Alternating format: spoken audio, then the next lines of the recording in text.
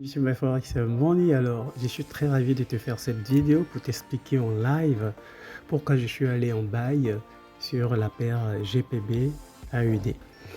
Alors, je suis sur le time frame de 4 heures, d'accord. La première des choses qu'il faut identifier, c'est d'abord la tendance. Et comme tu peux le remarquer, la tendance elle est baissière, d'accord. Tendance générale baissière, mais pourquoi à l'heure je suis allé en buy alors? Je t'explique en détail. Tu vois, le prix, il a bougé, tu comprends, à la hausse et il a cassé ce haut-là. Tu comprends? On parle de cassure de structure et ce haut représente une résistance. D'accord? Et quand ça finit de casser cette résistance-là, le prix, il a retracé. Tu comprends? Et c'est en ce moment ici que j'ouvre mes trades. D'accord? Mais bien avant d'ouvrir mes trades, quand il a fait ce mouvement aussi, d'accord, il a créé cette zone-là, qui est une zone de demande. Tu vois bien, ici, que j'ai tracé à partir de la bougie rouge qui est en temps englobée par cette bougie bleue. Donc toute cette zone-là, c'est ma zone de demande. Tu comprends? Et donc, le prix retrace pour revenir dans ma zone de demande et il dépasse légèrement ma zone de demande avant de repartir à la hausse. Et comment j'ouvre mes trades en buy? J'ai identifié ma zone de demande en 4 heures, d'accord.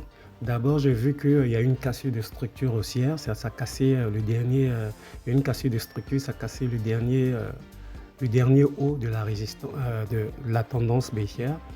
Et donc, j'attends que le prix revienne dans ma zone de demande. Et quand le prix est revenu dans ma zone de demande, tu comprends, et il va refaire une structure haussière. Je te l'explique. Voici ma structure haussière. Il fait ça, il fait ça, il fait ça, il fait ça, il fait ça. Donc, il fait un mouvement haussier. On va parler de... Il va faire des hauts de plus en plus hauts et des bas de plus en plus hauts. Donc, il fait ma structure haussière en 15 minutes. Tu comprends? Et ici. Donc, et juste après la cassure de ma structure, il va faire un petit retracement et puis j'ouvre mes trades en buy pour le prendre en buy. Tu vois? Pour prendre le prochain mouvement aussi, c'est-à-dire la prochaine impulsion. Et c'est ce qui fait que tu vois, je suis en profit de plus de 30 pips sur chaque trade. Tu vois? Et c'est la même chose que j'ai appliqué pour mes trades en sell sur CHF JPY.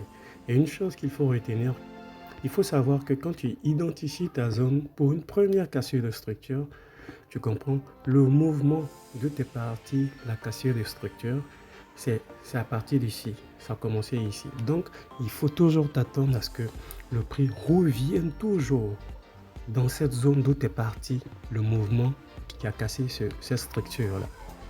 Tu comprends? Il faut que ça retrace toujours pour pouvoir reprendre tous les ordres en attente pour repartir plus haut. Et donc, tu vas attendre que le prix revienne dans ta zone. Tu comprends? Cette nouvelle zone qui a été créée par ce mouvement aussi qui a cassé cette structure-là.